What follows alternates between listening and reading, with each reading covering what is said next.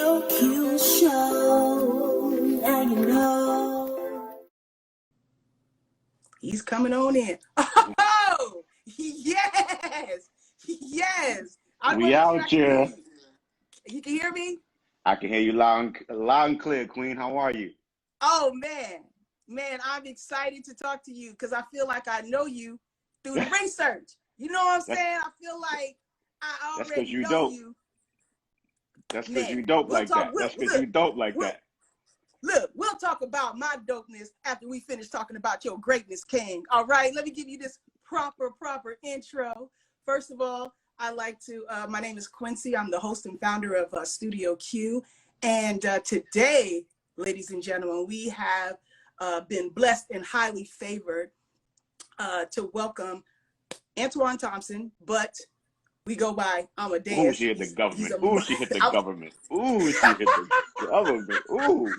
So look, somebody know you by Antoine. Listen, I only hear that name when I'm in trouble. If I'm in trouble, then I hear that name. If everything is good, oh my goodness, man, I was like, I thought I did something for a second. I was like, uh-oh. Man, only thing you've done is greatness. I mean, thank you so he is much, the Yes, I mean the CEO of Platinum Boy Music, multi-platinum, bad boy hitman producer, who is a music director for Trey Songz for over a decade. I mean, he's produced over 100 artists. He's the only drummer to ever have a residency at the Vegas nightclub Dreas, which is the #1 hip hop club in Vegas. The man commute pre-COVID, that is, once a week from the Bronx all the way to Vegas every week. But I mean, this man is playing alongside 2 Chainz, okay, Chris Brown. I mean, like the biggest stars in the world, and he's by the DJ bringing that energy to the crowd. I'm super excited because you're not just like a producer, you're an entrepreneur, you are a musician. Yes, you know, absolutely. You are a philanthropist, you are a motivator, you are a church boy. You know, you grew up in the church. You know what I'm saying? So when we say multi, he means multifaceted, not just in the music, but just in as a human being. And that's what we love. That's what we love. See how dope you are, man? See how dope you are, man? So listen, I just would like to welcome you to Studio Q, and thanks for gracing us with the honor. I'm super honored to, have an interview with you today. Listen, before you even get on me, celebrations are to you and your brand and what you've built. You know, it's amazing for me to have this amazing journey, right? And I'm grateful and I'm extremely blessed, right? But then it's a whole nother blessing to have amazing people like yourself that build a platform for people that's behind the scenes, you know, that people may not know of or may not have heard of, that are behind some of the biggest records in the world. But you allow us to have a voice. You allow us to share our stories, that share our journeys, in hopes that it inspires others and pushes others to do what we do, which is wake up every day and do what we love and what we're most passionate about. So I really admire you. You are great at what you do. I've seen you interview others, and I was like, yo, I gotta be on Studio Q TV. I gotta be on with the one and only Quencie. You know what I'm saying? I am so humble. I was like, I'm truly humble because, you know, just like you, I mean, you're worldwide, been around the world, and okay? And but every day you're going to work. You know what I'm saying? Right. You putting your head down, you're going to work. There's no way that you could work with 100 artists and, you know, be sitting there doing something else besides work. Right. So it's funny you said that too, because like right today, I felt like overwhelmed, right? But in a good way, like overwhelmed in a good way, where it's like, man, things are coming together again, and a record here, a record there. And, you know, for people, and I know we're jumping in a little early, but like producing and you know, all of that doesn't just entail of you being in the studio all day. Like, you know, there's paperwork that needs to be done. You got to make sure your business is handled. So I did a lot of the admin work today alongside creating. I had a writing session with 2 amazing writers from overseas working on some EDM dance stuff. Like, but you got to be able to multitask. You got to be able to do great things. So I love the fact that I was excited about this conversation and this IG live, and grateful to come on, because I knew the energy you was going to give me. and the love you was gonna give me. So I was looking forward to this because I needed this in a major way today. So thank you again for having me, Queen. Let's have Yay! fun. Yeah, I'm loving it. I'm yay! loving it. I'm Yay! loving it. Man, listen, you deserve your flowers. Like I saw in the comments, they like, look at all them plaques. You inspiring people Oh just yeah, sitting my there. You know wall what I'm art. My saying? wall art. My wall art, I call it. My wall art. Yes, yes, and everything you earn. And so, like, I just want to get into where I would like to start is Cradle to the Grave because we just lost DMX, and Yes. Rest in the peace, DMX. idea that you are a high school student at Colin Hayes High School and you freaking sell a beat to Foxy Brown as a teenager, as a no-name producer, okay? And then it's the title track. It's 26 seconds in the movie. Right. What does it feel like to be attached to Foxy Brown and the legend that we just lost for your very first project, which went gold, by the way? Yes, absolutely. And extensive research, extensive homework, I might add, by the Queen. Um, First off, of maximum respect to the one and only, an icon, a father, a legend, one of the greatest artists of all time, one of the greatest creators and entertainers of all time. Rest in peace, the one and only DMX. Forever grateful. And like you said, my first placement, Cradle to the Grave movie and soundtrack, monumental. A fan of Foxy Brown, a fan of DMX. And I didn't even know walking into it that was the moment. So I just went to the studio to play Foxy Brown beats that I had. That her brother was like, "Yo, you got to meet with my sister, man. I really love what you're doing. I'm sure she's gonna love what you're doing musically. Go play these same beats, and let's see what happens." So I went to the studio that night, played her the beats. She was real relaxed, real calm. How were Not you one. feeling on the inside? Oh, I was on a billion. I was on a billion. But I had to keep it cool. I Right. kept it cool. I kept it cool. I kept it calm because I'm a person that will meet a person where they're at in their energy. You know what I mean? So if Okay. you calm, I might start off on a million, but if your energy, if our energy doesn't match, I'm gonna kind of reach you where yours is at because I don't want to exude so much and so much energy and so much passion, and you're like, because what's going to happen is I'm going to put all that out and it's going to be wasted. So I'd rather bring it back in, meet But you like, where how did you're you at. know that how did you know that as a teenager though? That's what I I'm don't know, tripping man. off of. I you know what? I don't know. I think it's something that I just had within me. And I knew it was a business. And, I know I had to just kind of had to be cool. I just knew I had to kind of be cool. And then once the moment is over, enjoy it in my own time, in my own space. Because that's what I did. Like I had the session, played the beats. She's like, "Yo, leave this with me. I really like some of these. Leave this with me," right? Left the session. When I got outside, out of the studio, I was like, you know what I'm saying? I couldn't do that in there, but outside, I was like, "Yo, Yes. that was Foxy Brown, bro. Like Foxy Brown." So I go home. Still, I'm on the high, just really excited. Yeah. I get a phone call the next day, like, "Yo, listen, Foxy, love some of your beats." She recorded a few songs. One of them is called "Cradle to the Grave." Right. This is before I knew anything about a soundtrack, a movie. She's like, one of the songs is called "Cradle to the Grave," right? And DMX is working on a movie and a soundtrack, and they're going to feature this song in the movie and on the soundtrack, and there's going to be like the title soundtrack because it's called "Cradle to the Grave, My Life." And I was just like, what? Yes. And I remember like if it was yesterday, I think this came out in 2002 or 3, something like that, right? But I just 2003. remember, Yep. 2003, I just remember going into FYE, which is for the youngins that's on here right now, which is a record store, and buying this actual CD. I bought 2 copies, if I'm not mistaken. I bought 2 copies, opened up the CD, and saw my name in the credits. And I remember going to the movie theater to watch the movie. And I didn't know that the song was going to play in the movie. I didn't know that, right? So I'm sitting down, watching the movie, chilled out, and the joint comes on, and I'm like, my eyes just light up. And I'm like, yo. I made that beat in the living room, like the living room, The like, living room. and now it's on the big screen in the theaters, right? So that moment happens, I'm on a billion.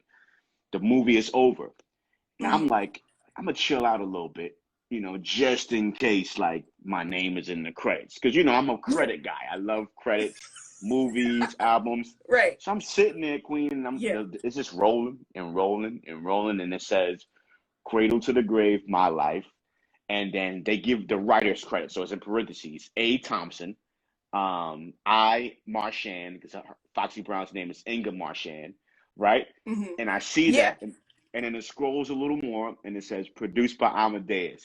Yo, I jumped out of my seat and was like, yo, that's me. And people are looking at me, and I was like, I made that song. This is my song. It's in the movie. Y'all have no idea. My name was Amadeus. And they're like sitting there, and it was like a moment I will never, ever forget. And I know I kind of got a little long-winded, but that moment No, put me that on was the that map. was the moment. That Yeah, was that was the beginning of your epic journey. And man. look, like yours was chariots of fire. You Right, know, you right. I mean, goodness, like to be you still a teenager. Man, like it's crazy. Like and the thing is, it's like it was a mixture of excitement, Mm-hmm. gratefulness, and pressure, right? Because Mm-hmm. I don't know anybody that started like that started on that level, that started with this type, and this is the plaque right here, that started with that level of success out the gate, right? So I'm like, Right. yo, I started with Foxy Brown on, the Cradle to the Grave movie and soundtrack with DMX, Gabrielle Union, Anthony Anderson, Jet Li, Dragon. Like, where do I go from here? So it was a moment of like cooling down from the excitement, but like, yo, Mm-hmm. bro, like you got to really focus up. Like you got to really continue to put the work in because whatever comes after this, all with all due respect to Foxy, has to outdo that, has to be Yeah. bigger than Yeah. that. You know what I mean? Mm-hmm. But throughout the process, I really enjoyed the process. I love creating. I love making music. I love making beats. And I work hard. I was a hustler. I was able to network and able to meet people. I had Mm-hmm. the right spirit and energy that when I come in the room, it ain't hate. It's like, yo, who little homie? You know what I'm saying? I was loud. I was extra. Right. I got on salmon today. Like I down with the colors and all of that. Like who is this guy coming in there with a shiny Right. suit? Like that's me. So again, I'm super grateful for DMX's life, for his legacy, the many doors that he's opened up for a lot of individuals that have been blessed to work with him, work alongside with him, be in his presence. Just an amazing individual, and his name, his legacy will forever live on. His music will forever live on. So just I'm glad that you started out with that question. Forever grateful to the one and only DMX, and rest in peace, DMX. Rest in peace, DMX, a legend, legend. His legacy will live on for Right, ever, ever, forever. ever. Now you started in the church. You said you got all your swag Oh and yeah. sauce comes All the from swag and the sauce, comes comes from the yes church, coming man. from the church. And it's a Yeah, mixture of and like fashion, right? But then me as a musician, because you go to school and they're saying, and it's no knock to school, but they're showing you a certain kind of way, and they're showing you the drummers and jazz drummers that have come before you and stuff like that. And it's like, yeah, but do I relate to them? Do I relate to that style of music and what they stand for and their swag? But when I go to right, church, it's like we dressed up. It's a mm-hmm, certain persona that we possess as kings, you know what right. I'm saying, as queens, and it's like, yeah, like it ain't no rules. It's like you go on the drums and you play what my bishop and pastor would say, play what heaven is playing. Play, I love that. play what heaven is playing. Play what God is speaking and saying through you and your instrument. And it's Mm, like for you to know what that means, you would have to be spiritually in tune. You would have to have amen. a relationship with God to be able to Mm-hmm. say, what do you want to hear, Lord? What do you want to hear from my instrument and me as as a musician? And there's no rules, there's no right or wrong. It's what you feel. It's what Come you on feel now. in your spirit. It's what you feel in your heart, and you give that to Him on your instrument, and that's what it is. So to come from that and to be cut from that type of cloth, yeah, now it's like, okay, now I'm touring with Trey Songs. Now I'm producing for other artists. It's like, man, y'all don't got nothing on my church and my pastor because we'll be singing a song and playing a song, and then she could just stop the whole song and start singing a solo, and you have to be in tune with her and God spiritually to be able to move in that direction and not fumble and not mess up. So yeah, when I'm on straight stage with Trey Songz in front of 80,000 people, and he wants to come out of Invented Sex and go into Say Ah right away, that's an easy transition for us, You man, like because we got that from you like church. I come from that. My foundation. That's what they call foundation. You know, Absolutely, that's absolutely, when you know. So absolutely. and I just love that. I want to know, because you said your bishop gave you her blessing, you know, to go on tour with Trey, and I want to know, like, how important was that for you, and how were you able to like manage both worlds? Because you said, because you were in the background, the Mhm. church kind of, you know, gave you a little favor. Right, So can you talk about um, going from the church into the secular world and balancing that, and loving right, church, loving your bishop, right. and valuing their opinion, but still want to do what you want to do? Love that. It was very difficult. I'm not going to lie to you. It was very difficult. It was a few conversations that were had. And it wasn't the easiest conversation to have because, you know, like I said, I grew up in the church. I grew up in the house of God. I was a musician at my church for over a decade, excuse me. Mm-hmm. And, you know, for me to come up to her and say, hey, Bishop, I want to go on tour. You know what I'm Right. saying? I want to go and tour the world. I want to play drums for Trey Songz, who, you know, is one of the biggest R&B male crooners and artists of all times. I want to leave the house of God and I want to go within the world, you know, and her being my bishop is like, of course she's not going to be 100% in support of that because one, you know, I'm her son. I'm her son, literally. Like Yeah. I'm. Who's going to play the drums for me? Like who is going to be able, you know, to do what you do if you're not here, right? And Mm-hmm. you know, it's a very difficult moment, like I said, but I knew the dreams that I was having every night. Mm-hmm. I knew what was deep down in my heart and soul. And I couldn't be one to not go after those dreams. It's one thing to go after your dreams, right? And for some strange reason, you don't succeed and you don't make it. At least you can walk away from it saying, hey, this ain't work out for me. Maybe this is really wasn't God's calling on my life. Maybe this is not what he had for me in life. And it just didn't work out. And I'm going to go back to doing that. That's one thing, right? But Right. to not give it a try, to not give it a chance, like you're doing yourself a disjustice. And I feel like it's a slap in the face to God, who's the one who blessed you with the gifts and talents that you possess. So how dare you not walk in those gifts and talents? How dare you not use those talents that he's blessed you with? Not everybody can play drums. Not everybody can produce. Not everybody can public speak. You know what I mean? Not everybody could be able to be in the room and make everybody feel loved and appreciated. Like those are gifts that God has Yeah. blessed me with, right? So again, very difficult. I made the decision that I made because I was an adult, you know, and a man, and I control my life. I have to decide on what Mm-hmm. I feel is best for me, and I made that decision. And again, we just performed one show. We when I got the call to be Trey's music director and said, listen, we have one show coming up in New York. We're going to, you know, do our thing, and that's that. So we did the show, and it went from being one show to, yo, y'all want to go on tour? And we like, all right, cool, we'll go on tour. And that was like a month and a half. And that was it. That was 14 years ago. You know what I mean? Wow. And we 14 had a, years ago. yeah, we had a real strong run for at least 10 years of just on the road, tour after tour. We opened up for Jay-Z on the Blueprint 3 tour, opened up for Usher, you know, on the OMG tour, opened up for Nicki Minaj on the Pink Print tour, did our own tours, Anticipation 2, Anticipation 2 tour, Passion, Pain, and Pleasure tour, like non-stop. BET Awards, 106 in Park, Jimmy Kimmel, Summer Jam in New York, Summer Jam in every state, in every city, Australia, Africa, Japan, like all Wow. from You Want to Go on Tour, like so Yeah. I never knew that it was going to be all of this. And I must say Mm-hmm. one of the best experiences ever to be able to be from New York City and to play, you know, what we consider the legendary Madison Square Garden 6 times, you know, in front of a sold out audience. You know, imagine as a little kid dreaming and What hoping did one that feel day, like? What did that feel yo, like for you? I ain't gonna lie, I definitely cried like a baby.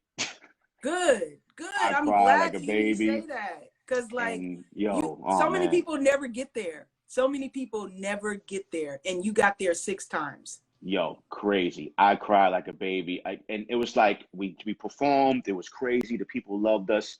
And I think we did 2 nights there with Jay-Z. So we performed, we got off stage, we're in the back, and we're watching Jay-Z perform now because now we want to learn. This is our first tour. We want to learn. We want to learn what you do and what you don't do. We want to learn and listen to how the band is performing with him and how they're going from one song to the next. His gestures, how he's interacting with the Yeah. crowd. So the band, Trey, we all watching.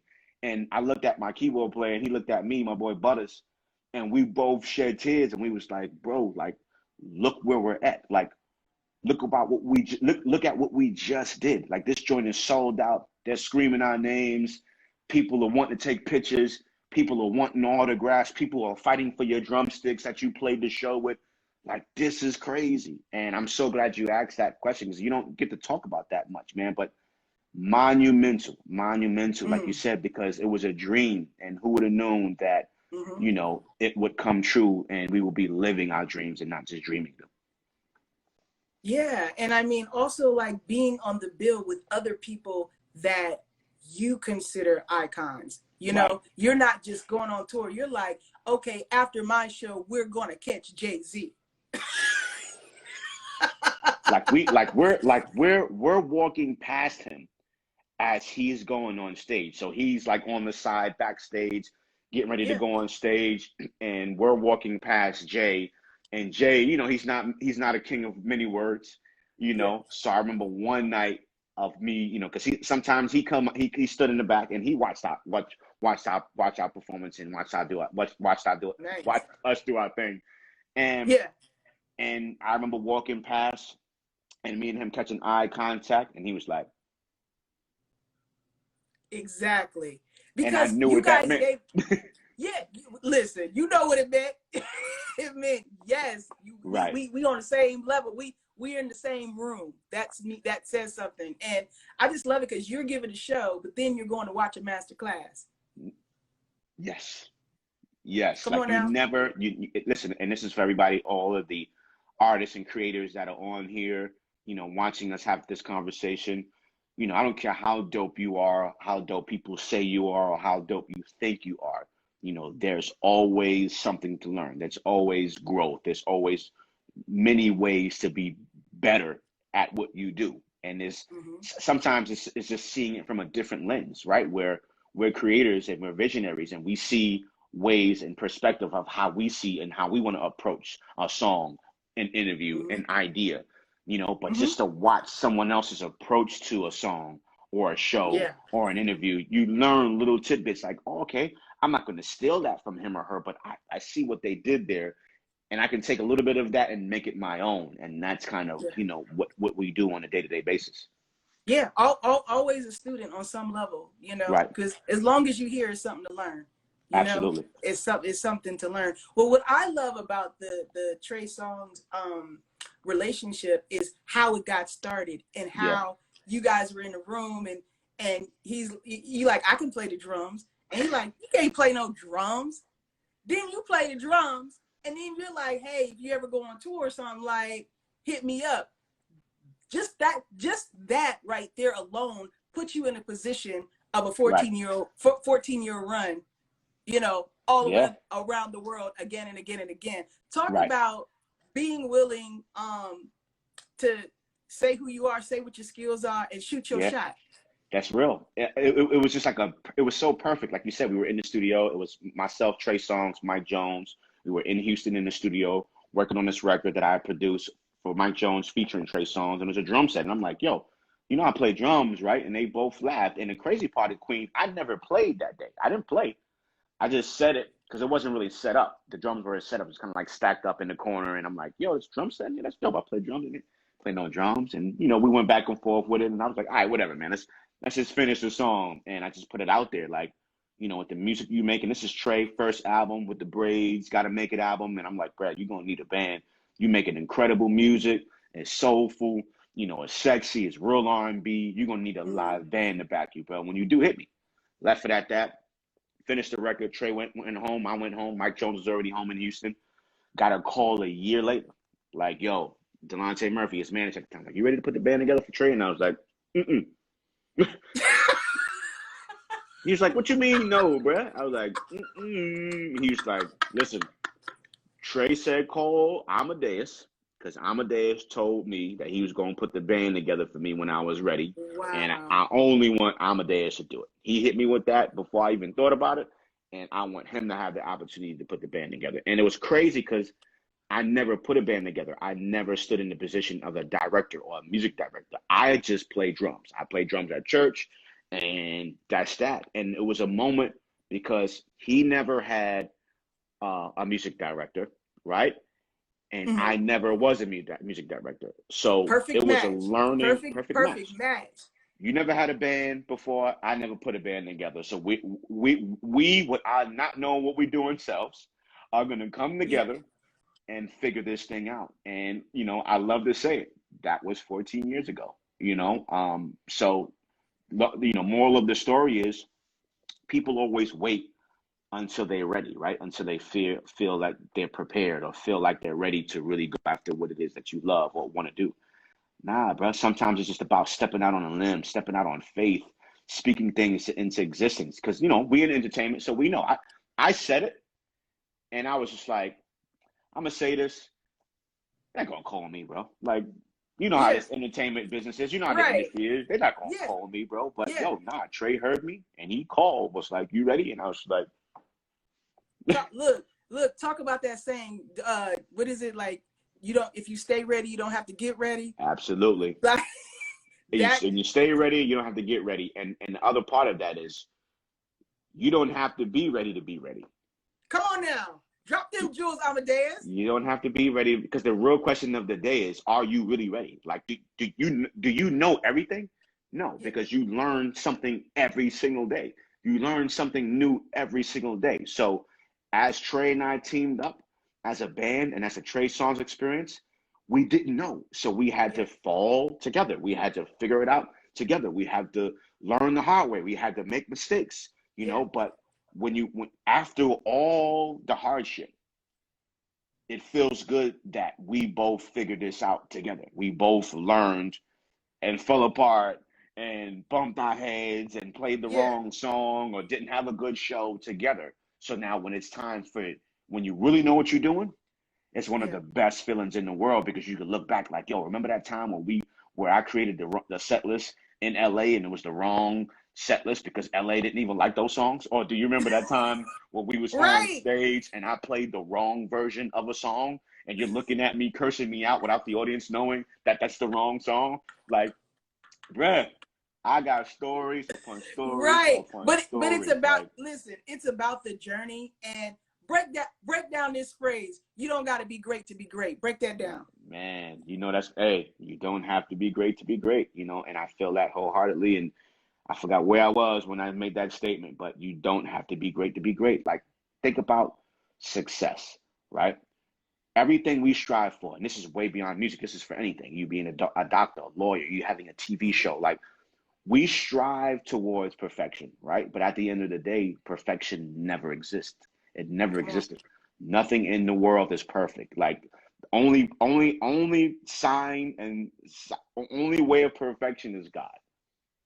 And the thing is, we're not God. We're of God. You know what I'm saying? We're created in His image, but we're not gods. We're not God. So that means we're imperfect, right?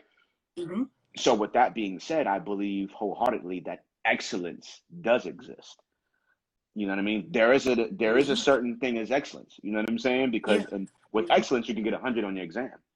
You know what I'm saying? Like, you know, with excellence, you can create an amazing show that when the Queens leave a Trey Songz experience show, they can say, yo, he performed all of my songs. He really did his thing. They looked and sounded amazing. The sound was dope. He was dressed dope. And you can walk away saying, I love that. And at the end of the day, for us, we can sit there and say, that was excellence. That's the definition of excellence. So again, you don't have to be ready to be ready. And you don't have to be great to be great. You can start and work towards greatness. And on your road towards greatness, you can achieve all types of accomplishments and accolades. And this was how I started. Come on now. Come and on, that's why I say, out the Out the gate. gate. And when you listen to, you know, and I'm just being real and transparent, when you listen to the production on that song of that album that dropped in 2013, and now 2020, 2021, or 5 years after that, or 10 years after that, you can hear the growth. You can hear me grow as a musician. And when I listen to it, it's sentimental to me. So there's always a certain love and closeness I have to it. But if I was to break it down and be technical on myself, I'm like, Right. That's because you've what evolved. was that? You've Like, grown. Yeah. what was you making? What was, But it's dude? supposed to be like that because it's the Yeah, journey and you're right, constantly growing every single day. And that was the first, you was a teenager. Like, man. Yo, and what's but guess crazy? what? I gotta give flowers to it. I always celebrate her. But as I think about the production and like you said, how far I've come and where I'm at now, I have Yeah. to give flowers to Foxy Brown because again, she realized the gifts and the talents before anyone else did. You know Mm-hmm. what I mean? No name, no credits. No, it's And not like I we had, know how much names mean and oh credits man, mean. big time. There's people that's working with artists without even hearing the music. Like you don't even Just know what because they're of the gonna name. play you just because of the name, just because of the producer Yep. tags. Like so Mm-hmm. for Foxy to be like, yo, I'm gonna take this beat, I'm gonna pour my blood, sweat, and tears on this song. And she's really spitting. Like if you really listen to the song, like really listen to the Yes, song, she like is. she talked about 5 minutes from getting killed. It's ill. You know what I mean? Like Yeah. she's really spitting. So that's the thing about music where again, it doesn't have to be great. It doesn't have to be perfect, but it's a feeling. And Mm-hmm. whatever I did with that track, however it made her feel in that moment to be Yeah. vulnerable and transparent enough to write what she wrote on that song, that's what it's about. Yeah. So when I listen Absolutely. to it, even though it ain't the best beat of mine in the world, it ain't the Come on. hottest beat, the best drums, the best sounds, it's like, but can you feel Yeah. what we felt? You know what I'm saying? And shout out to my mama. My mama just pulled up. She's in the room right now. My mama just No pulled up. way. She a little Hey, late. She probably Mom. she probably had class today. But Ruth Thompson, that's my mama right there. Hello, Miss Ruth. My mama just pulled Hello. up. Yeah, yeah. Thanks for producing a masterpiece. Thank Man. you. Oh man, Thank humble. you for delivering us another king. Come on. Man, How humble. proud is your family of what Very. you've been able to accomplish and introduce them to? Right. Yeah, very. I ain't gonna lie, it was difficult at the beginning because they didn't understand what it is I Mhm. was after. They wanted the best for me and they invested in me without even knowing that they were invested in me. You know what I mean? Like I went to Catholic school all my school life. Yeah. And the first school I went into, St. Augustine School of the Arts in the Bronx, they're like, oh yeah, when you come to the school, you have to learn a musical instrument. And I'm like, what? I don't want to like Right. learn an instrument. And as a youngin, like I loved music. I loved hip hop. In my household, I heard everything. African Bambaataa, Grandmaster Flash, Melly Mel, Wow. Kirk Franklin, Hezekiah Walker, My Pastor, Michelle White, like, you know what I mean? The Bee Gees. I heard everything. So I loved and had an appreciation for everything, every genre. I Hmm. personally fell in love with hip hop, right? So I didn't have any goals of being a musician, a producer. I didn't know what any of that was. I just loved music. So when I got Hmm. into the class and the school was like, yeah, pick an instrument. And I'm like, hoo, hoo, hoo, hoo, hoo. I'll go with that. I'm not picking a violin, so I'll go with percussion, whatever that is. And got Right. into learn that it was drum. So again, they invested in me, without even knowing. They forced me to go to church. Growing up where I was growing up, man, that wasn't cool, bro. Like getting dressed up and on a Saturday and a Friday and a Sunday and like Hey, it taught you routine. listen, that right there saved my life. And I didn't understand it then Hmm. because as a kid, you just want to be outside. You want to be with the crowd.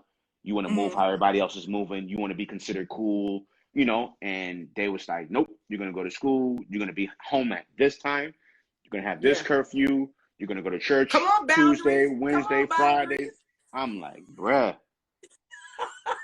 But now it's like, yo, that saved my life. And like you said, that created Amadeus. If I didn't go to that school, I would have never picked up the drumsticks. If I didn't go to church, I wouldn't have never found the love and the passion that I have for instrumentation and musicianship and production. Like, so not only did it save my life, but it really created who I am as a person besides the Yeah. music, like the morals, the values, the spiritual Mm-hmm. teachings, the relationship that I have with God, the God-fearing man that I am, to now me being a father and knowing Come like on now.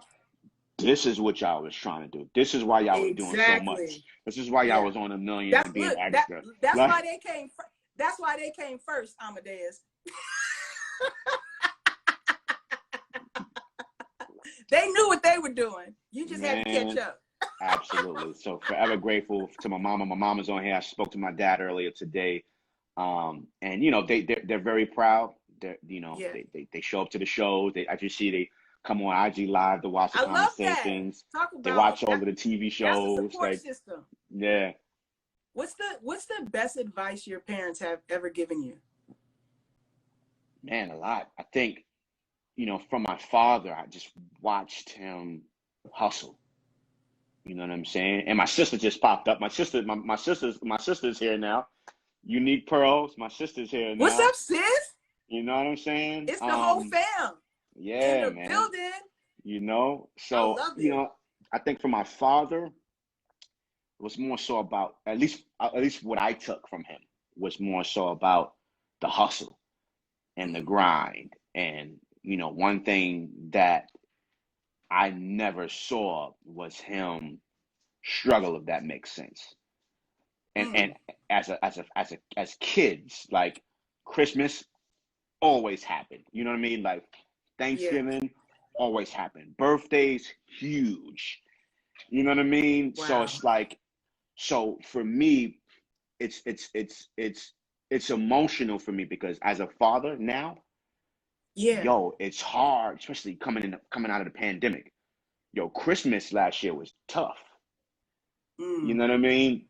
From yeah. losing my job, from not being able to tour, not being able to go to Las Vegas, which is my bread and butter on a consistent basis, to not be Right. able to speak at schools and teach. That was my consistent finances right there. That was removed Right. from me for now going on a year. So Christmas Yeah. is coming and you're like, how I'm gonna do this and how I'm gonna do that. Hmm. And so as a father, I can just imagine back then when we were kids, what challenges and what financial hardships he could have faced, but Hmm. never let us saw him sweating. You know what I Mm, mean? And yeah. so I think about that, in regards to my father. My mom's, she had got injured. She was a school teacher and got injured and had to kind of put her dreams on hold because she always wanted to be a nurse. You know what I mean? And we Oh watched her wow. graduate. We watched her graduate. I remember like it was yesterday of her graduating in her nurse's uniform and everything. And I remember her getting hurt on a bus outing that we went Mm, out, and life changed for us after that. And she ended up having to be home with us and ended up being hmm. a stay-home mom. And Okay. she saw to it that everything was taken care of. You know what I mean? Like homework, just the running of a household, which is a Hmm. lot. Yes. You know what I'm saying? Yes. Like I have two Yes. sisters, I have a brother, like it's four of us, so a lot. Dinner was always on the table. Dinner was always on time. Homework was always done. When my father walked in the door at 7, at 8 o'clock at night, we were already fed. We were already showered. We were already watching TV, calming down for the day. His dinner was already set. Like, bruh, Black Queen. She was on it. that She was that I'm you know like, what I'm I'm just sounding saying? like the military. Yo, She was on it. that was the routine. Sunday, everybody's Yeah. dressed, everybody's ready, everybody suits were ironed, dresses were steamed, like clothes were washed, like just the household was ran. So when you look at those different dynamics, right? You saw and you felt love. You saw the hustle. You saw that no matter what, we were going to make it. Yeah. You know what I mean? And those are the Yeah. good things. Obviously in life, you deal with the hardships too. Like, my parents, separated and Hmm. went their different ways, and we all went with mom, and you know what I mean? Dad went in this Hmm. direction. And I want to show that and paint that picture because people could think that it was all gravy for us. And it was like, nah, man, we went through the struggle too. We were challenged too. She had to deal with that on her own too. My father had to go on his own and, Yeah. go from being one Life whole, you know what I'm saying? happens. Yeah. Life So, happened. but they're both great today. They're both doing great today. My mom went back to college and she's in school Really? now. For what? What is she going to school for? What's she going to school for? Ma, put down what you're going to school for. I want to say the wrong thing.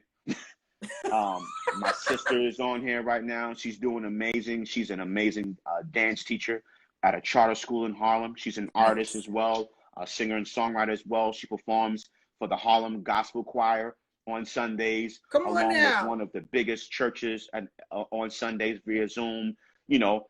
Our baby sister just got accepted into college. You know what I'm saying? Like, my brother is an incredible chef. And great at what he does. Y'all got everything covered, from dance to food to, come on now. You know what I What's mean? the family gathering like? It's what real. birth order are you? Are you the oldest, middle? Like, what's Yeah, your order? I'm the oldest. My brother second. My sister that's on here right now, Pearl's is third, and my sister, our youngest sister, is Journey, and she's the last baby girl who, like I said, she just got accepted to college. She's 18 right now, doing great, amazing grades in school, honor roll. Like, I definitely wasn't on the honor roll. So I gotta acknowledge that I was far from the honor roll. And not even from like a grade standpoint. My grades was decent. It was the behavior. Really? And the behavior back then, if I would get unsatisfactory in behavior, and you couldn't be on the honor roll if you had a U. So I always had U, so everybody compared. So it didn't. But wait a second. Your sister said you're the oldest, but she's in charge. Is that true?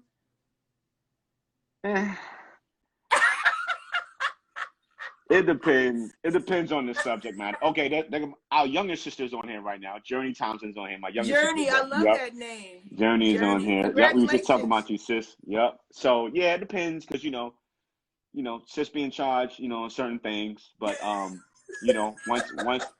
once I clear that voice and get the yelling.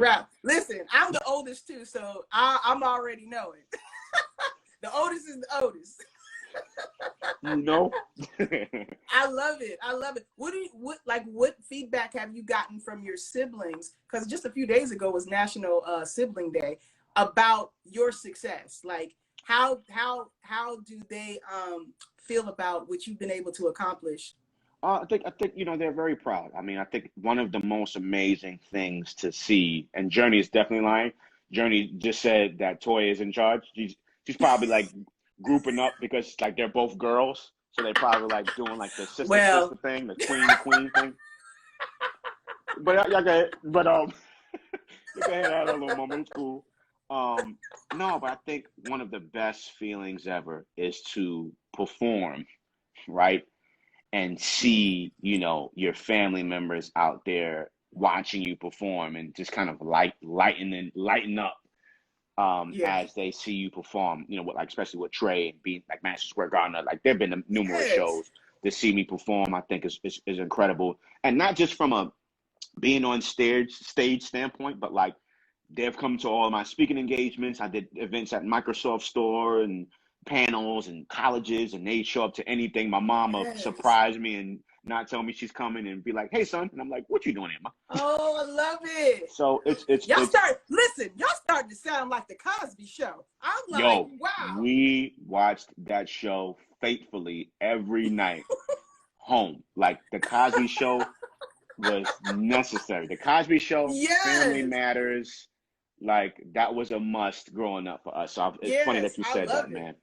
But yes, it's great. It's humbling to make them proud. Coming from where we're from, 169th Washington Avenue in the Bronx. It's a lot of choices I could have made. It's a lot of different directions I could have went in that would not have made them proud. I could have not have been alive today. I could have been dead. Getting caught up in gang activity, or just not making the right decision. So it feels good that I can do things and accomplish things that can make them proud. You know what I mean? So it's a great feeling. Awesome. I love it.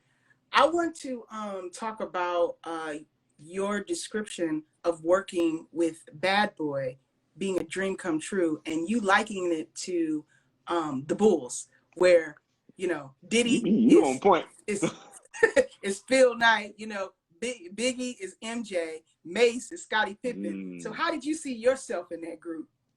Yeah, like you said, I've, my family's on here can tell you, I don't think it's anyone else that's a bigger Puff Daddy fan than me. Like, they used to call me Young Puff, Little Puff back in the day. Like, I had the curls. You see it still here with the part in the center and the Can't stop, won't shave. stop. Nah, can't stop. You couldn't tell me nothing. And I just knew it. I was like, yo, one day I'm gonna be a part of the legendary Bad Boy Hitman production team. I know I'm gonna do it. And Mhm. when that moment came together, it was just like, wow, this is everything I've dreamt of. And that came about later in my career because when I linked with Bad Boy, I had already produced for 50 artists. So I had a resume, I had a name, I had already created a brand for myself Mhm. in music and in the world. And people would ask me, like, yo, so why would you, be a part of Puff and Bad Boy? And I'm like, bruh, like, that's like LeBron coming out of college and going to the NBA. It's like you want to ask him, you want to make it to the NBA, don't you? Like, you want Right. to play on the winning team. So even though I'm winning and I'm doing my thing on my own, who wouldn't want to be a part of a legendary team and brand? And that's how as you just described so eloquently. Um, Well, really, it was all your words. yeah, but you the first one to say it back to me.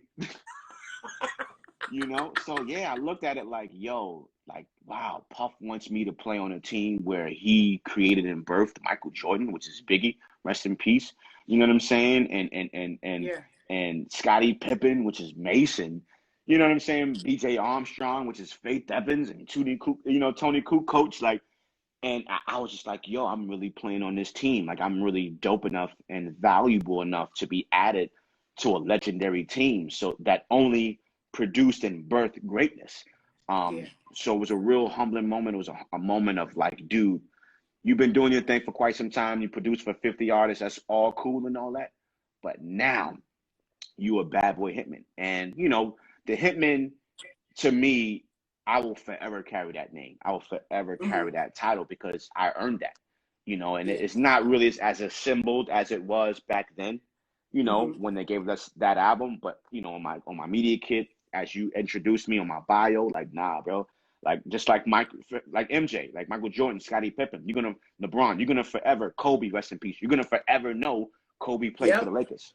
You know what I'm Yeah. saying? When you think of Yeah. Kobe, you think of the Lakers. When you think of Amadeus, yes, I have my own Platinum Boy music, but you're gonna be like, nah, but he played for Bad Boy too. Like, he was a hitman Exactly. too, and that's kind of Exactly. my way of thinking, man. So dream come true, dream come true. Yeah. I mean, just amazing. I want to uh, ask you a question about like today's producer in this kind of way. Hmm. Back in the day, you there was no internet, there was no social media, there was no technology Right, for us to do what we're doing right now, right, and you would wait till 2 or 3 o'clock in the morning just to give a tape. A tape, people. I don't know. I wish I had one to show you what that right, looks like, but a tape so somebody can, hear your beat. Like you're waiting that long just to get an opportunity. And right. so fast forward to today, where people have like all of this access. Are you looking around, going like, what are y'all doing? Like it's so much at your fingertips, or Yeah, are you impressed? What people have been able to accomplish. right. Now, which I how mean, do you feel, because you did it with nothing yeah, and you're still doing it with something, but right, you got people who are coming to you who got the something already right. without Yeah, even man. knowing it. So Yeah, what's your feelings about all of that? right. First off, shout out to my big brother that's in here right now, Steve Soup. Right. I'm not sure if What's he just up? just chimed in, but so Soup, my first partner, in production, like damn near showed me everything I know on the production side of Wow. things and on drums. So remember when I talked about going to church and hearing Hmm. drums, and he was a drummer that I heard, that looked like me, that resembled me, that Wow. influenced me to want to even keep up and play the drums after hearing him. So shout out to him, because we definitely hit the pavement running. Nice. He mentioned in there about like backpacks and CDs and tapes. Like, yo, we used to pull up to the studios Yeah. with CDs in our book bags and pull up and stand in front of labels and stand in front of studios, hoping we see Puff or somebody, you know, come out, and that's what it was. Fast forward, you know what I mean? And now everything, like you said, is you know, and is at our fingertips. So it's definitely, you know, a different game and a different. And I think I'm kind of like, it's pros and cons to it, Hmm. because now we don't have to move around like that. Now we don't. Now we I mean, and I, which is kind of good on a certain level, you know. That's yeah, I you mean, know, hours and now, hours hitting the streets. yo, That's a grind. now we don't have to run around as much. Now we don't have to sit there and wait for the CD to finish being burnt. You know what I'm saying? Like, yo, man, these producers today have no idea of what we went through in order to get to where we are today, man. So when you think about technology, like I said, it's a Hmm. gift and a curse. Yeah. Now that technology exists today, excuse me, I feel like everybody and their mama want to be in music, whether it's an artist, whether it's a songwriter, whether it's a producer. And I'm not knocking it, right? But back then when we started, it wasn't the popular and cool thing to do. Like Okay. the investment that you would have to make in order to be a producer was a lot of money. Like you Wow. couldn't go get, you know, a software and have hundreds of sounds in that software and drums. And like today, now you had to create your drums, you had to sample your drums, you had to go buy a keyboard and put the keyboard in and MIDI the keyboard into your drum machine in order to get those sounds and create music. Where now you open up a laptop computer, go buy a software, you have 6,000 sounds, you have 7,000 Wow. drums. Like, nah, bruh. Like we had to go figure that out. We had to go create that. And again, now everybody, you know, it's at their fingertips. And I'm not knocking it, you know, because, you know, my brother DeMuro is on here right now, a young, amazing producer that's a part of the Platinum Boy music team, as produces one of the most amazing and talented individuals, period, that I'm grateful to have on my team. We did Chris Brown records together. We did Young and May records together. You know what I mean? Lloyd together. And he's Hmm. a part of the new wave. And so it's different. So I love it and I accept it. But it just is very difficult because it's very oversaturated. Because again, everybody Hmm. and their mama want to do it now because it's so accessible. And Right.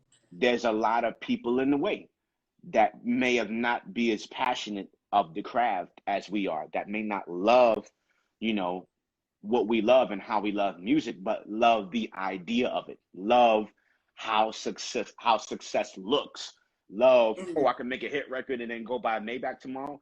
They're in love with that. While Right. the OGs and the young OGs were in love Right. with, nah, we do this because we do it. Like if we didn't, we was doing this for years before we made a dime. Exactly. You know what I mean? Exactly. Just because we loved it, you know. So again, it's a Hmm. gift and curse with it. There's no knock to the youngins.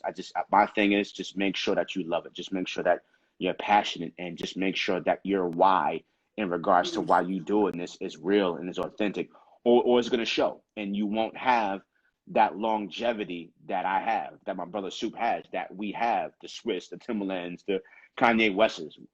The longevity exists because we're loved and we're passionate about the craft, and everything Right. else that comes with it is cool, but we love this. You know what I mean? I see so many people come and go that are really talented and dope, but it's just like, you ain't built how I'm built.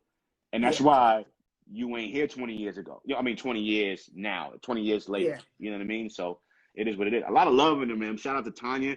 Shout out to Yes. Zag in the building. Shout out to Laura's in the building from Sheen Magazine. There's a lot of love in the building right Yay. now. You For deserve real, it. for real. Much love You to deserve everybody it. in here. I know. Yes. I'm Becky's in the hey, building. Shout out to Becky. Becky in the building. Yes. Um, there's a quote by Tom Peters that goes, leaders don't create followers, they create more leaders.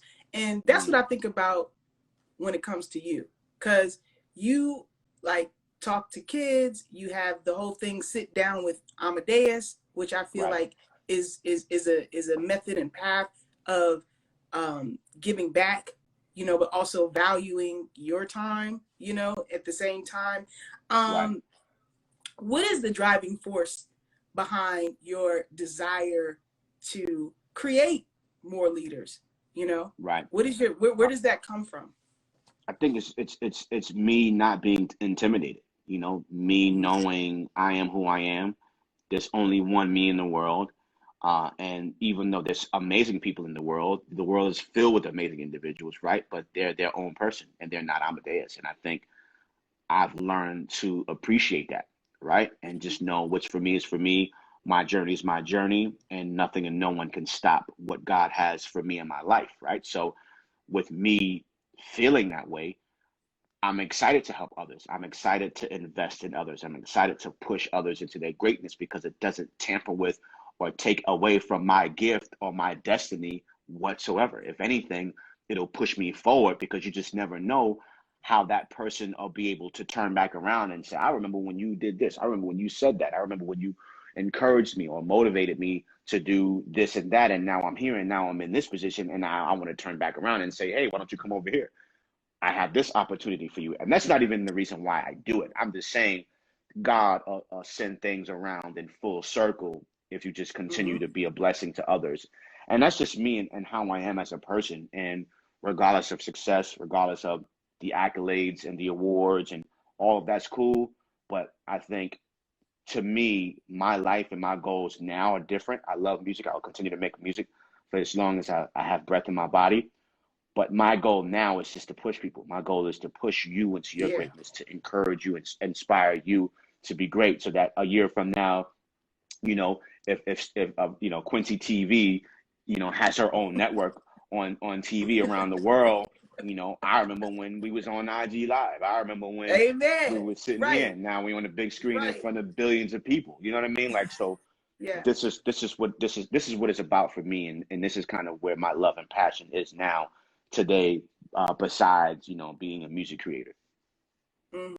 I love it. I love it because, you know, it just shows how confident you are in your own gift. You know, Mm, that's true leaders. They're not intimidated. They want to inspire and create more leaders, and that's right, you. And we need more people like that. So right. I just appreciate you putting that kind of energy in the world, you know, Amen. because that means Amadeus lives forever, Absolutely. you know? Man, you said it, because that's the thing that people don't realize, right? As entertainment or entertainers, producers, musicians, right? You create music and the world appreciates you, right?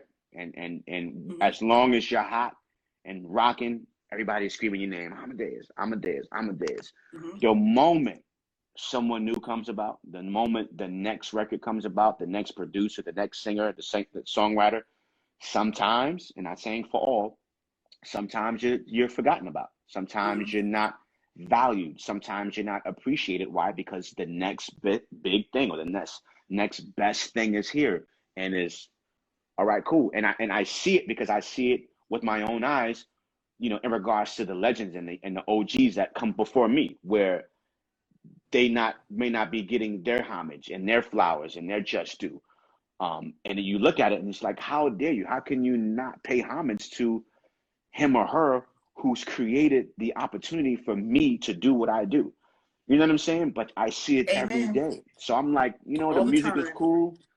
Creating music is cool. Being known for your music is cool. But you know something that you can do that people will never forget you is when you could be Hmm. a blessing to them, when you can, you know, push them forward, when you can inspire them and motivate them and empower them, regardless of a song, regardless of a show, regardless of a record, they'll Hmm. never forget you for that. And that's like, Yes. that's why I said, Queen, like my mission, my goals today is different. Yes, I'll create music. Oh, that's cool. But if I Yeah. can push someone else forward, that's where it is for me. Because again, I'll Yeah. never be forgotten for doing that. Exactly. And I love that. And you already got it right. You know, shout out to your parents for Yeah, setting that foundation for you to have it. Like, you right, know, they right. Bobby you've Z, worked. Bobby Z. My boy Bobby Z in here. You got your And peoples in the yeah, man, building. they pulling up tonight. They pulling up And I tonight. love that. Yes, yes, I love it. I love it. You've worked the most, you said, with Chris Brown. yes. And you did, like, you know, you so many records. You got stuff that's unreleased. You got, you Yeah, know, so 25 songs. You got crazy. all kinds of stuff, right? And you also did like 8 or 9 songs with Young M.A., including the gold record. Yes, Petty Wop. Which Yeah, one is called Petty Wop. Petty Wop. Yes, That went, yes. yeah, I also YouTube. I was like 140 million views. Good Lord, like amazing. Crazy. And the other gold one with Dave East Yes, featuring Chris perfect. Brown, Yes. the gold ones. But like what I found interesting about all this work that you've done with Chris Brown and Young M.A., you've never ever been in the studio, not once, with them in the same room. Talk Never. about that. Never. And you know, that goes to like what I was talking about, the pros and the cons and the gift and the curse in regards to technology and where we are today. Where back in the day, you know, you were right with the artist. You were in the studio with the artist, creating, being part of the whole process, enjoying the process, the songwriting part, the mixing part, you know, taking out of different instruments and doing drops in the song. Like that's stuff we looked for, you know, back then, where now technology, artists have their own studios. Chris Brown has a studio at his crib. Young M.A. have a studio that she goes to where it's in, you know, the safe haven of their homes. You know what I mean? And everybody's not inviting everybody to their home. I damn sure ain't. Right. Like you ain't nah. If I don't know you, I don't care who you are, how much money you got. Everybody ain't coming and something for my crib. So I get it. And you know, the challenge with that is that, you know, you remove that in studio part of it, which I feel is so important. You know, so like I said, all of the records that, you know, we've did with Chris Brown, you know, from 9 on a Heartbreak on a Full Moon to Indigo album to, you know, what else? The Justin Bieber record, the J-Lo record. Like I never stepped foot a day in my life in the studio with Chris Brown, but we have all of these records, and it just goes to show you how incredible he is as an artist and as a songwriter to be able to create masterpieces without me even being in the room. And he's like, dude, this is what I got. J-Lo is cutting this. Dude, this is what I got. Justin Bieber is on that. And I'm sitting there like, whoa, all right, cool. And Yeah. I would rather be in the room with him. But listen, Of course, it ain't broke. And I'm not trying to fix it. Let's keep it going, bruh. let's keep it going. Let's keep it. I keep Keep sending the it through the needle on the email. record, man. Keep Word. the needle on the record. Don't skip. I am not mad whatsoever. Young M.A., Chris Brown, I love you both. It's cool. It's cool. It's cool. I can stay here. You can stay there. Let's just keep the records. Keep cutting the checks. Let's keep getting these plaques. I'm a happy camper. Yeah, and we can see behind you. You keep getting them plaques. Okay, Man, that's one thing you bless. do keep doing. Bless. Man, let's talk a little bit about the business of music.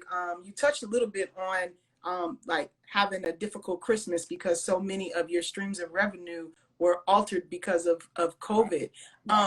But like, can you talk about being a diverse revenue streams, because like you have music on NBA 2K, Madden. You did the theme song, the first take on ESPN, which is dope when you're a sports fan and you're up there watching Carmelo Anthony and your music is underneath. Like what? Okay, another Madison Square Garden moment. You know what I'm saying? And you said that like in the beginning of your career, a guy named Mike Moore used to manage you, and he really impressed upon you, like, get the LLC, you need to be incorporated, you need to do this, a company with the book, everything you need to know about the music business. Yes. And so can you just talk about like not just being a one-trick pony and diversifying, because you've got music everywhere, not just, you know, on these albums. Absolutely. And I think that was important. And I kind of learned the process along the way. Started out as a producer, at least professionally, you know, branched off into music directing and touring, did that, still did the production at the same time, kind of got into teaching and educating, you know, no degrees or anything like that, just kind of using the experience and life's lessons to be able to give back and educate people on the business and just experience that I've had throughout my 20 plus years in my career. You know, to getting the residency in Las Vegas at Dre's, you know, teaching. It's like for a person to not have a degree, right? But it's standing in rooms at colleges like NYU and Harvard and Yale and Penn State and Howard, and like it's crazy. And it just goes to show you like, yo, when God has his hand on you and you trust and believe and you walk with him, you know, he'll open up doors that you have no business being in, or from a paperwork sense, you know, Yeah, are not, because in you my know, opinion, it's like you have so much real life. You know, yeah, there's some, you know, I went to a HBCU. I mean, I have a master's degree, but you know, wow, in the entertainment industry, like don't nobody care. I mean, you know, I care, you right. know, But I see what you're saying, yeah. but but And it's a it's heck of an like, you know, accomplishment, so salute to you. yeah, oh, thank you. But what I guess what I'm saying is, just because like I have the paperwork, Paperwork, the don't documentation, right, yeah, don't necessarily make you smart, intelligent, have all the, like you actually have real life right, experience that right, no degree could give you. Like you're right, out in the world, so what you're offering to kids in this, it's like it's amazing. I'm sure yeah, they were like super excited because you're on tour, but you're also saying, hey, I had a schedule, I had to do this, mm-hmm, I had to have mm-hmm, this, the musicians have to do this, I have to be on time, you know what I'm saying? So stuff that they right, have to do every day, but it's applied to this massive world with right, Trey songs and Jay-Z. And so it's like, wow, you're yeah, able to probably make a better impression than the actual professor that they're going to every week. that's so So true, I that's think so true. you were absolutely supposed to be in those rooms because what you Wow, have, nobody else had. wow, that's real. Thank you for that.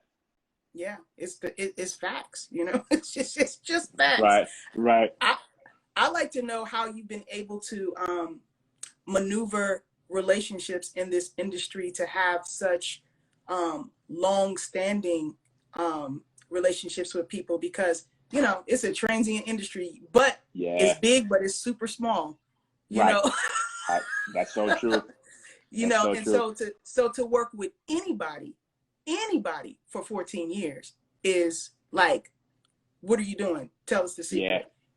You know, me being me, you know, me being me. And I think, you know, that's part of your superpowers as individuals, where either they're going to love you or they're going to hate you, you know. But at the end of the day, make sure that you're being yourself. You know, if you hate me for me being myself, I'm cool with that. You know, it's if you hate me and I'm trying to be someone or be something that I'm not, and I'm going through all of that, and you still hate me, now I'm going to give you me, and it's either you love it or you don't. So I think it's just about me being me.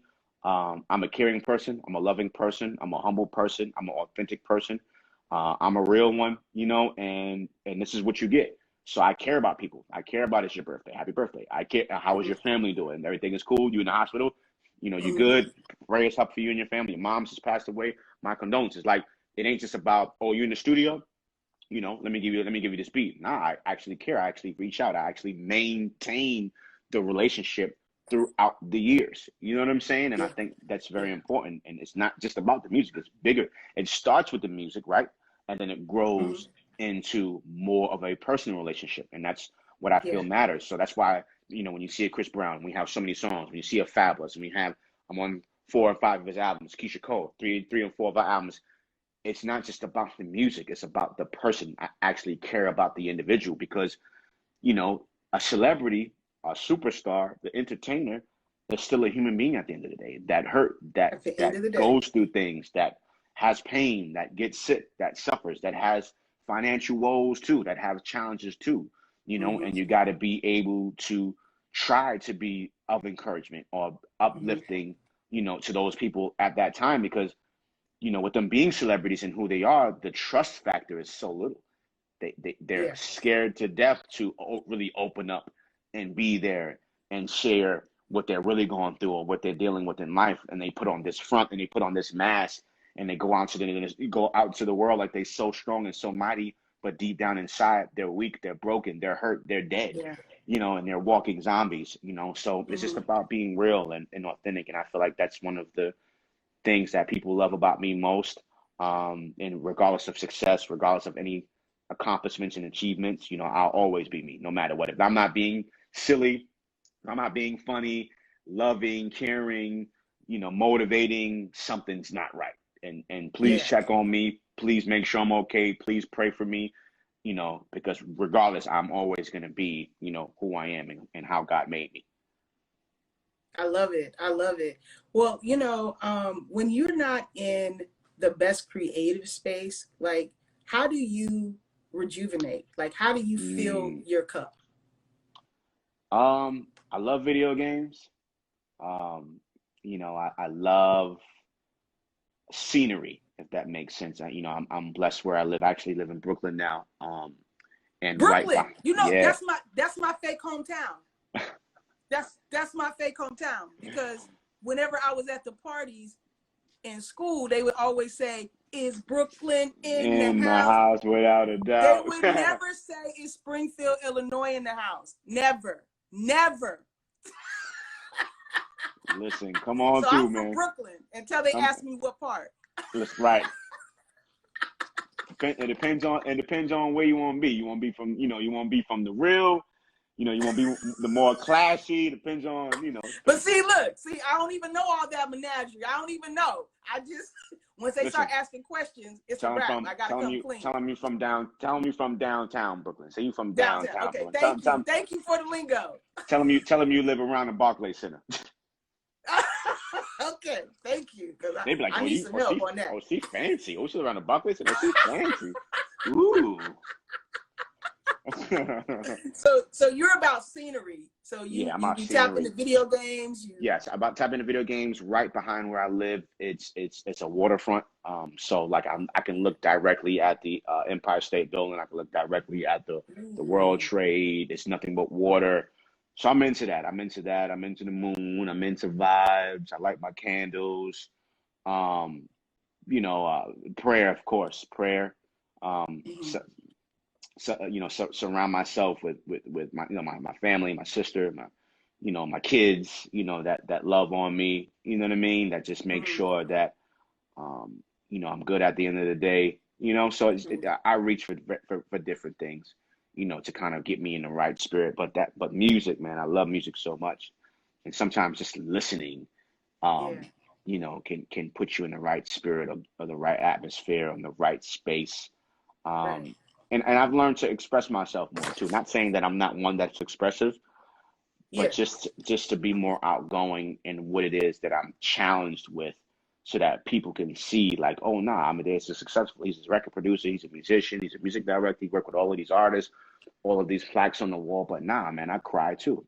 I suffer Yeah. too. Like, I'm challenged Yeah. too. I feel defeated too. I doubt myself too. And I think that type of transparency is needed, with the world. You know what I mean? And I think it's very, very important. And listen, the one and only, the legendary queen herself, Melba Moore, has just entered into the Not room Melba Moore. right Woo! We're not now. worthy. We're not And worthy. man, what a moment. Um, Melba Moore. Like, listen, if you don't know Melba Moore, Come do on. your homework, do your Icon, research. legend. Legend, Come on. icon. So for you to step in here, Mrs. Moore, is incredible, and I appreciate you gracing myself with Queen Quencie with your presence. Peace and Nice. blessings to you, Queen. Peace and blessings be unto you. Whoa. I mean, come on now.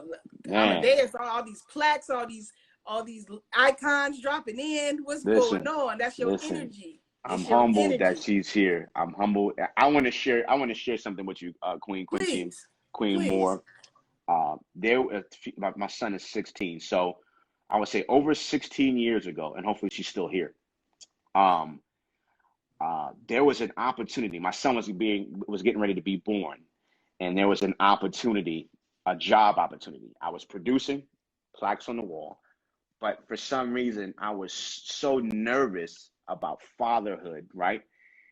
From a financial aspect. Like, I Okay. was like, man, I don't know how much these Pampers is gonna cost. This milk is gonna be crazy, and I need to make sure my money is right. And sometimes this is before touring and all that. Sometimes this production don't be coming through, and they be Right. taking forever to cut these checks. And a family friend had offered a job. This is Amadeus, by the way. And many people, I don't know if I even told this story, had offered me a job to be not an assistant, but she's here. She's here. Yes, please. I need you to hear this story. A receptionist. Okay. I took a receptionist job, Queen Moore, for Angelo Ellaby at Double Exposure Publicity. Amadeus now, producer, plaques on the wall. And Queen Melba Moore was one of his clients. Oh, nice. And part of my job, I would answer the phones, good evening, good afternoon, Double Exposure. And I would say my real name, how can I help you? And they would ask to speak with the boss. And Queen Melba called plenty of times, and I would speak to her and transfer her over to speak to the boss, and legendary. I used to there was packages we had to send out when she would release her album and her projects that I would put together Nice. to send out when she would release her project and her media kits and her photos, the 8x10s that she would autograph, and I would get those together to send out. Again, Wow. this is Amadeus. I've had people walk in there to meet with, Mr. Ellaby that will be like, what's your name, bro? And I would be like, I would give them my real name, not Amadeus, my real name. And they'd be like, you look wild familiar, bro. Like I seen you like on 106 in Park, or like you in music? And I'm like, yeah. But I would try to tone it down a little bit, like, come on, bro. And the other dude was like, yo, that's Amadeus, yo. That's Amadeus. And I tell that story, right? As my, it's humbling, and my family Tanya's on here. Humility. I wasn't ashamed. I didn't feel any way. I wasn't embarrassed. Why? I took that job as a receptionist, as Amadeus, because I wanted to be prepared for my son, our son. Come on now. That was being birthed. And I wanted to make extra money, and I wanted to have money put aside to make sure that we didn't feel the stresses and the pressure of him coming into this world from a financial standpoint. And no one really knows that story. And I actually wanted to do an IG Live, like interview with Mrs. Moore and interview her and have a conversation and share that story, but I don't know if that would ever happen. So as she's here, I just had to take the moment of her being here to share that story that she did not know, that a lot of the people that's on here right now never heard, ever. Because I've never really shared it like that. But it was humbling. It was amazing. I got to study her. I got to study her music. I got to learn about her, listen to her records as a producer, listening to try to sample her songs and stuff like that, because she was legendary and still legendary to this day, man. So I just wanted to show and share that story, the humility of sometimes, even with chasing your dreams and being who you are, there's sometimes you have to make different type of moves that may be uncomfortable to you, or from others, from another point of view, make you seem less than, to take that type of job. I used to get on a train, I used to get on a bus and go down because it was in the city. But again, as I speak on it, as my son is 16 years old today, you know what I'm saying? Just as tall as me, knowing that he was taken care of and provided for, and by his mom, his amazing mom, that cares for him on a day-to-day basis, because that's who he lives with. But it's amazing that I was willing to do whatever it took, and she was willing to do whatever it took to make sure that he was provided for. You know what I mean? So I just had to share that story. And she said, maybe you can write a hit on her. Y'all can write DM. Let's go. Invitation. Let's go. Accepted. And you hear it first on Quencie TV. Listen, I'll be honored, and what was so awesome about her, and sorry to just take this time, but I just had to. Listen, this is like, about you, so I love it. I had to. Yeah, of course. She pops up in people's rooms. She responds to the comments. She responds to her DMs. And I just love her humility. And it's just as great as she is to just respond to people. Because it takes nothing away from you being a legend and all, to just show love to people, show love, and just to say hi. So for her to even be in this room, You know, she could have been in so many other different places, and I'm sure she's busy in her schedule, but she's here, you know, watching this conversation. So, Legend, we celebrate you, What an we honor. salute you, we love you, we honor you. Thank you for paving the way. Thank you for all of the hardships that you went through as a woman in the music industry. The not equal pay, the not equal moments, the not equal celebration in order to pave the way for us to be able to do what we do. We love you. We salute you. We honor you. You are our legend. Without you, there's no me, and there's no any of us that do what we do musically. Come on You now. paved the way. We love you. We salute you. We celebrate you. We honor you. Melba Moore, ladies and gentlemen. Yes. Ooh, I wish I had some Melba my Moore. tambourine. That was a great. I love that flower giving. I love that. Yes. And thanks for sharing that story. What was it like when she called and you knew it was her on the other end? Yo, Were you like, it's Melba Moore? And she was so nice, and she was so humble. She could have been like, boy, put him on the phone. Put him on the phone. She was never that. I just love the reason you took the job. Like, that was enough for me right there. That, I mean, to me, you were doing what your dad did for you, you know? Wow. Yes, by any means necessary. Man, we still love you. And she's still chilling with us. And she's still chilling with us. You got love. You got love. Hey, shout out to my Windows of Hip Hop family that's in the they coming through today. Shout out to my Windows of Hip Hop family in the building. Nice. Melissa LeBron, the creator, another amazing queen, the creator of that, who represents the one and only Grandmaster Melly Mel, the Grandmaster Kaz, Windows of Hip Hop. They allowed me to speak and teach the kids and do a class for kids at PS 55 with Principal Luis Torres. Shout out to Windows of Hip Hop. Man, so much love in here today. I love it. That's because you put it out there and it's coming right back to you. Amen. I love it. It's like it's a boomerang. We've now come to the Studio Q lightning round, and I'm just going to ask you some questions. It's kind of like, you know, rapid fire. Okay. All right. So first question. Both of these things were bad, but which one of them was worse? Okay. Okay. Hanging up on J-Lo or hanging up on Fantasia and making her sing to prove that it was Fantasia? Yeah, it's got to be Fantasia. I think I was a little bit more harsh on Fantasia because, you know, she has like the very unique voice and tone. So it's like, well, to me, you should have known then. You should have known it was her. I thought somebody was playing. I thought somebody was playing on my phone. I banged it on her so hard. I was just like, come on, man. Like, chill, bro. Like, stop. And she called. You know what it was for me, though? For both J-Lo and Fantasia, which I love so much. I love you, ladies, so much. You see this? I'm so sorry. I love you. I didn't mean it. I love you so much.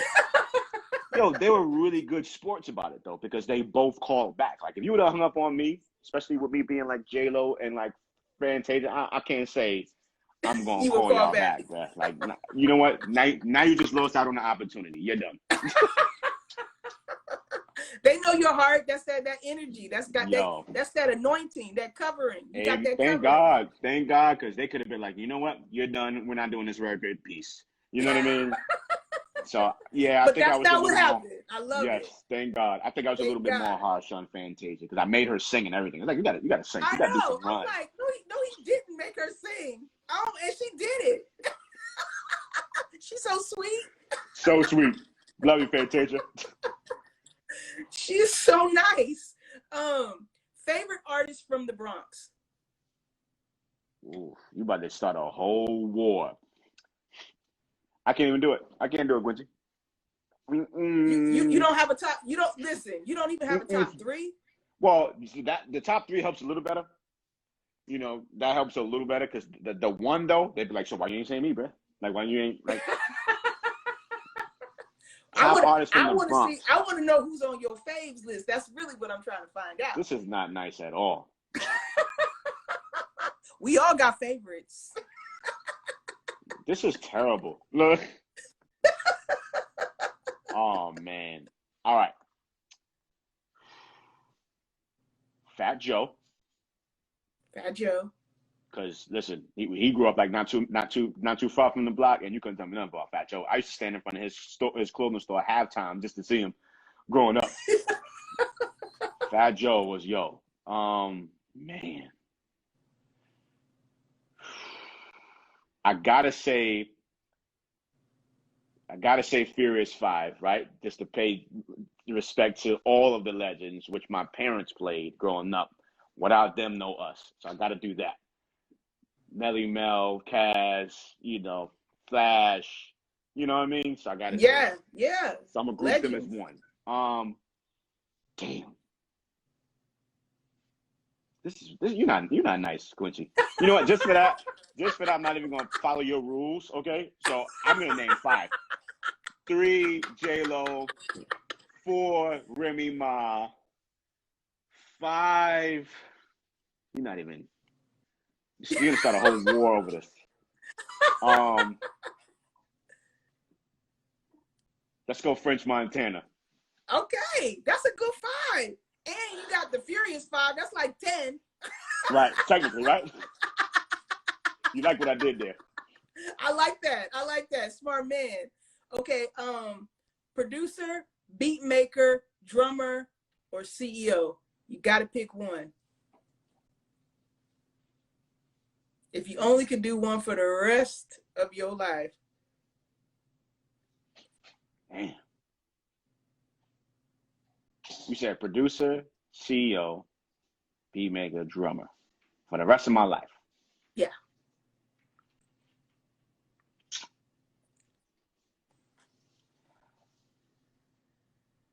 I'm gonna go with producer. Okay. I'm gonna tell you why.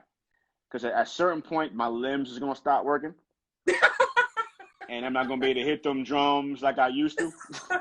That's a good point. That's smart. But as a producer, I could be like, play this, play that. No, change that. I could be sitting there like, that's right. Play that, play it. Right? So I'm gonna go with producer. Okay, that's smart. Okay, one project you would turn down if you could go back. Turn down. Yeah, like, woo, Lord, you did it, or everything you did was something you would. Yeah, I can't. That's awesome. That's a great. Yeah, that's a great. Yeah, I can't. I think everything I worked on, I was proud of. Because I'm as a producer, you create the music, so I can't speak for. I can't speak for what's written to the music. You know what I mean? So if somebody calls somebody out of their name, or somebody talking about drugs and selling drugs and shooting up the world, and I ain't got no control over that. I made the music. That's true. So smart. no, Boy, I don't. You know what I'm saying? So no, I don't have any regrets. That's great. I don't have any regrets. Look how long as your career is. That's great to be able to say that. Yeah. That's really, Yeah. St. Augustine School of the Arts, Christ of King, or Colin Hayes? Like which one? Which one was like, yeah, you the real MVP?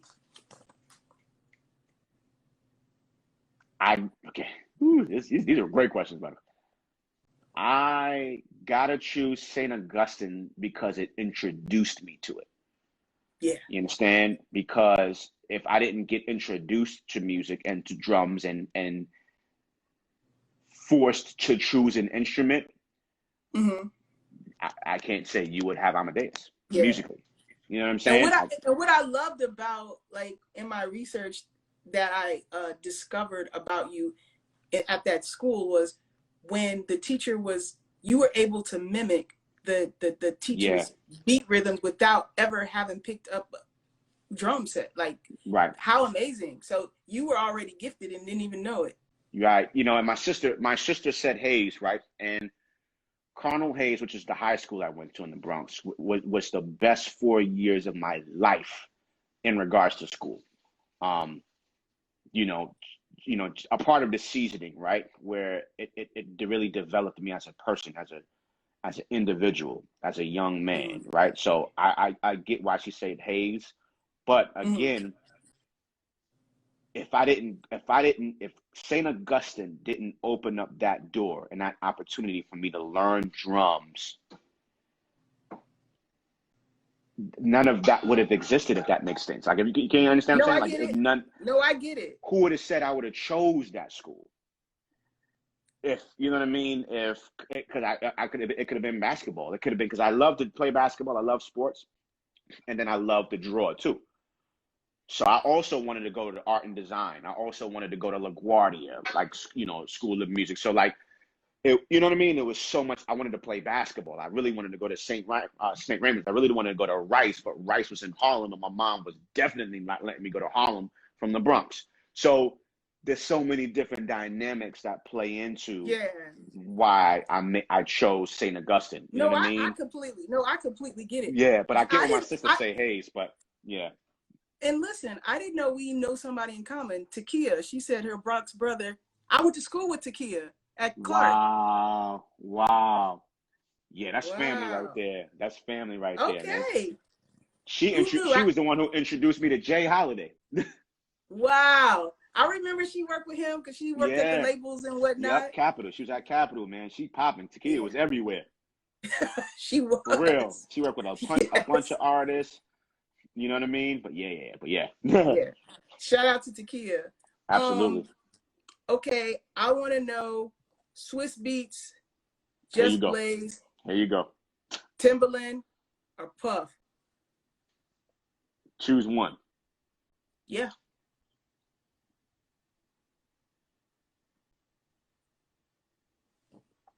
Timberland, Swiss Beats. I gotta go Puff, bro. Like, Yeah. I After gotta I go heard, Puff, I bro. already knew. Like, I I gotta already go knew. Puff. And you put Based on whenever what you you put said Puff in earlier. it, whenever you Huh? put Puff in anything, is Puff. Like, Gotcha. like Gotcha. I you should have. gotta think. You know, Yeah, what you say? no, I originally did not have him in there. I threw him in there based on what you said earlier. Puff, bro. Like, you gotta think. For me as a kid, and you can front on Puff all you want, you ain't gotta like him. Right. But Puff gave us Biggie. Puff gave us Faith. Puff gave us 112. Puff gave us Total, Mace, Making the Band, Danny D. Kane, Black Rob, G Dep, like, and not Craig Mack, thank you. Not only like bad boy artists, but like working alongside all of the other artists. Mm-hmm. So who's really like Mary J, thank you, Jodeci, like, yeah, who's really seeing that? Like, come on, mm-hmm. bruh. I'm talking about whole projects, whole albums, like, develop them. Like, oh, nah, you look like that, Biggie? Nah, I need you to look like this. I need you to put that on. I need you to record to this song. Yeah. Like, yeah. You took Big and made Big an icon. Yeah. Like, and I mean that with all due and all respect. I'm just being a buck. You saw the documentary. Like, yeah, I did. Yeah. Big was hood. Yeah. Big was from the streets. Big ain't care. Big, like, come on. You made a superstar to Big, bro. Yeah. Like, come on, bro. Like, yeah. So and he's still a superstar all these years. Still legend. Still Legacy. Legend. Yeah. And not even then here. Yeah. And then Come on now. Puff was an artist. Yeah. So what are we talking about here? Like, yeah. And you know, and once I'm finished with my last question, earlier in the comments, your moms and your sister were talking about the dance you do. So we're gonna exit with the dance that you do once I'm done with my lightning round. Okay. So put a pin in that. We'll come back to that. Okay. Man. Work with Jay-Z. Win a Grammy. Be nominated for an Oscar, or be presented with the key to your city. Yo, these questions is fire.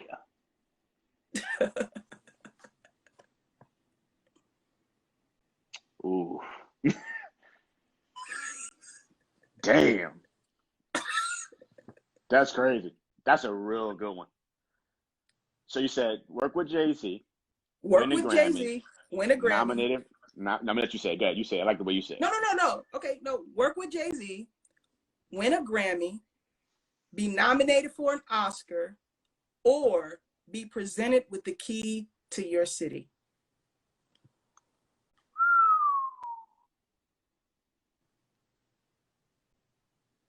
And especially my sister, she knows how I feel about the Grammys, right? That's like something that's really big, especially in music.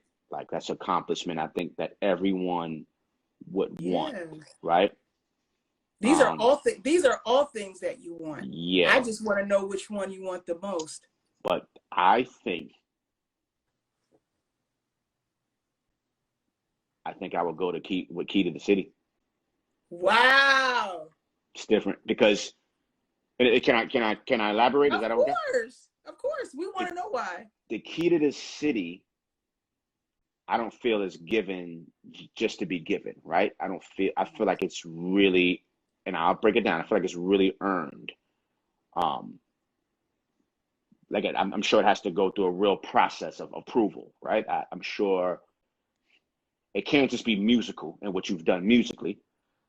It Hmm. has to be a combination of what you've done musically, but also with who you are and what you've done as a person, like a Hmm. hero in the way for giving back, for being a blessing, for being, like my sister said, from a mentor aspect, from giving back, from it's different, Yeah.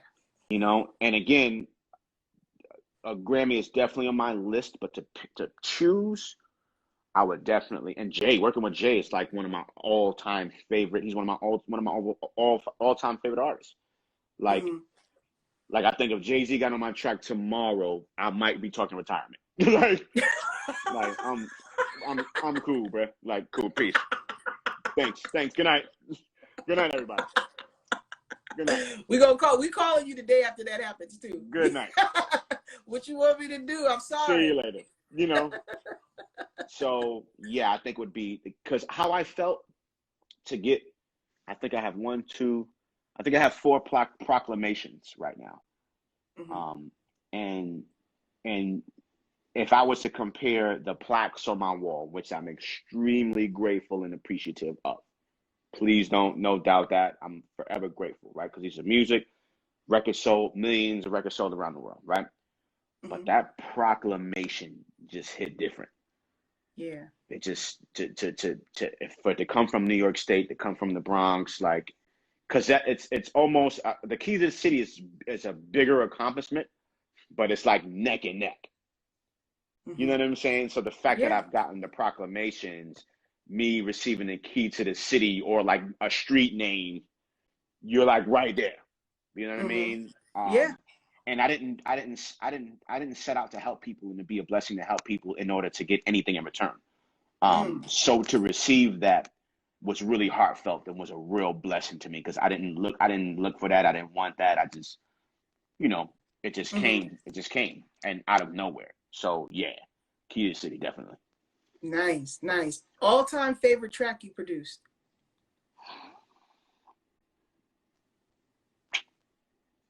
Man, yo, I might have to go with ESPN First Take theme song. Wow. Yeah, yeah. And describe hearing it on TV in one word.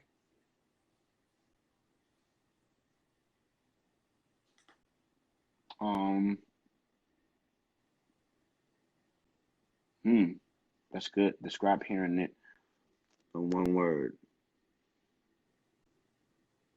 Can I say a sentence? Yeah. Rules were meant to be broken, but you know. As you see, I have a big problem following rules. As you can see, um, I told you so. But Wow. me saying that to myself, Mirror moment. yeah, like, bro, I told you you could do this. I told you you were gonna be successful. I told you you had what it takes. I told you what you would do in the world would be monumental and legendary. Like I told you you could do that. You know what I mean? Hmm. So to be able to hear that, it was like a moment of like, because it's big. I think it's one of my biggest moments in my career. Um, Hmm. and especially as like you mentioned earlier, as a sports lover and as a sports fan, like this is huge. Like this theme song is over almost 5 or 6 years old. You know what I'm saying? Like So it's like, I told you, bro. Like I told you. Yeah. And I think a surreal moment for me was being in Australia, um, and sleeping. And when I tour, when I'm on the road, I always sleep with the TV. That's my friend. You know what I mean? Like that makes me Mine too. feel, Mine too. I yeah, get it. not alone, you know? So I sleep with the TV on, volume and everything, right? And I'll never forget being awakened on a sunny morning in Australia with my theme song. Um, Mhm. and it was a surreal moment because I'm like, what is this doing down here? Right, Like, right. I'm how is down this under. on down here? I'm Yeah. down under. I'm in Australia. And that was a moment Australia. of like, And dude, I'm seeing my work. So not only are you seeing your work, you're seeing it in a global way. right. You worldwide, King.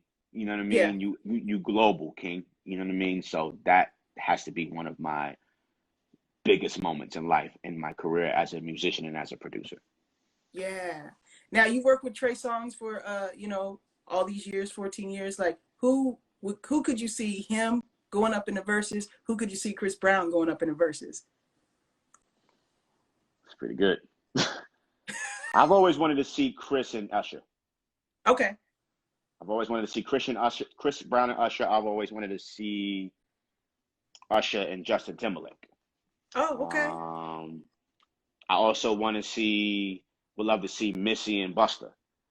Ooh, Um, that would be good. you know, um,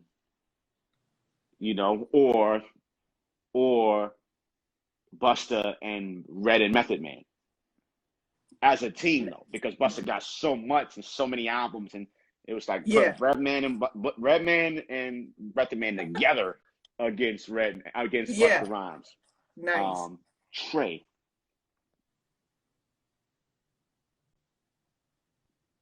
Hmm. Maybe Trey. Because Trey got a lot of albums. Um, man,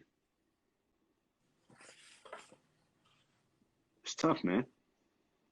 I'm not mad at Trey and even though he went, I'm not mad at Trey and Neo, Okay. Okay. but I feel like he may have to go against someone like a OG, like a Joe, Hmm. like a Joe Nice. Thomas, like, Woo. Joe. thinking of like Tones and Yeah. Catalog and R&B and Baby making, Love making Yeah. records Joe and, is amazing. I love so me I some don't Joe. know, Yeah. man. Yeah. Yeah. Well, my last question is if you could go back, um, what would you tell a young Amadeus um about to embark upon this career in music? I'm gonna throw you off, and you're gonna love this answer. I promise you. I would actually reverse it. Okay. So I would have the younger Amadeus speak to the now Amadeus, Wow. I love this. and I'm And gonna break it and down. say what? I'm gonna break I it want to hear down this conversation. briefly. Let me wet my whistle. I want to hear this conversation. So you got to think, 14-year-old, 15-year-old, 16-year-old Amadeus created this and did this from nothing, with just an idea, with just dreams, with just aspirations and hustle and hard work, on cassette tapes, on CDs, standing in front of buildings, standing in front of studios, no internet, no social media, right? And turned that into that Mm. on the first time around, right? Hmm. So younger Amadeus inspires Amadeus now because of he made it from nothing. He became Amadeus from nothing. Hmm. When so many people doubted, so many people didn't believe, when so many people didn't say I had what it takes, when so many people laughed at my dreams and aspirations. It's easy for today's Amadeus to be motivated and inspired. I have social media. I have people that like my pictures. I have people that comment, "Oh, you're the GOAT." I have people that share, you know, want to take pictures. I have people that want to post me on their social media. I can do IG lives with amazing individuals like yourself. Thank you. The younger Amadeus didn't have any of that. Mm-hmm. So I had to push through with none of that type of love and none of that type of support without it being at my fingertips. I had to figure it out. Versus now, I can type, I can Google, I can show up here, I can show up there. Couldn't do all of that back then. So the fact that he made it and got himself to this point today, I'm more inspired by my younger self. Wow, that's awesome. And it makes all the sense in the world. And I'm actually not surprised, just based on talking to you, that you would flip something like that and make us understand why. Yeah. Man. Yeah. I mean, it's been beyond an honor. It's been a joy. I mean, you're not just somebody who's accomplished so much. Like, you are an amazing person. Like, you talked about your kids, your family's on here supporting, you give back. Like, I'm very honored to have met you before I met you, and to now have talked to you in well, you know, virtually. That is. Yeah. Right. No, I'm humbled. I'm honored. I'm appreciative for this amazing conversation. You know, it's humbling, and I'm grateful that you've taken the time to extensively, you know, do the research that you've done. You know, your questions are awesome. Your questions are amazing. You know, whenever you get me stuck, you know, that's pretty good. I'm like, damn, what am I going to say? You know what I'm saying? You know, but no, I enjoyed this conversation. I enjoyed your energy, your presence, and again, proud of what you've created, you know, with this amazing platform with Quencie TV, Studio Q TV. And it's just a matter of time, man, before, you know, you'll be in millions and billions of people, just like a Oprah, just like a whomever has their TV networks and Revolt and all of that. You know, you'll be the same. You know, we need your presence and your energy on the big screen and in front of the masses. So, you know, thank you for having me. I appreciate everybody who pulled up today. This is the longest IG live, but most like consistent, because I don't know if you can get me to watch anybody for this amount. I can't even say I'll sit down and watch Puff for this amount of time. So for anybody who stayed on and locked in for this conversation, we both love you to life, and we appreciate you. Hey, yo, I heard you mention something about like lighting candles. My best friend has a candle line, so I'm gonna send you a candle, man. I'm gonna send you a candle. Please do. Yes. Candle is lit right now. I love candles, man. I love candles. So I'm gonna have her send you a candle, man. Please do. Yeah, because we want that energy to continue to light the world in the way that you do. Wow, I love that. I love that, man. And listen, shout out to Heritage. Look, I'm wearing this amazing T-shirt. Nice. I'm glad you got up. I'm glad you got listen, up. I gotta be, because you're not leaving without the dance. I'm glad you got up. Oh, yeah. That's how we end this. Yeah. Yes, sir. I'm a little older now, so you know I gotta do it a little slower. You know. Okay. I love it. Thank you so much, Amadeus. I love this conversation, and I appreciate you taking the time to let us know more about you. Thank you so much. You are awesome. You are excellent, man. Shout out to y'all. Y'all make sure y'all follow Studio Q TV and Quencie TV ASAP, man. Man, and shout out to everybody in the building. My sister, my family, my moms, T. Nicole, Becky, everybody, Tanya, Sue, everybody that pulled up, man.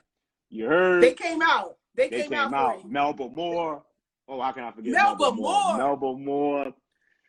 Windows of Hip Hop, man. There was a lot of love in here, man, tonight. So I appreciate y'all, man. And it's Taco Tuesday. It's Taco Tuesday. Taco Tuesday. Yeah, we out of here, man. All right, man. Peace. Much love. Peace. Romeo. Yay. You guys, that was amazing. Thank you for everyone joining into the interview. I really, really appreciate it. More to come. More to come. Amadeus, you're amazing. I loved all of your energy. Forgive me for anybody who was saying anything to me in the chat. I usually am focused in on the person, but I didn't want to like just ignore you. It's just hard sometimes when you're really, you know, involved in the actual conversation. So, hey, thanks for joining me. I appreciate you guys all giving your energy, your love, your comments. Appreciate it. Until the next Studio Q interview, talk to you guys later.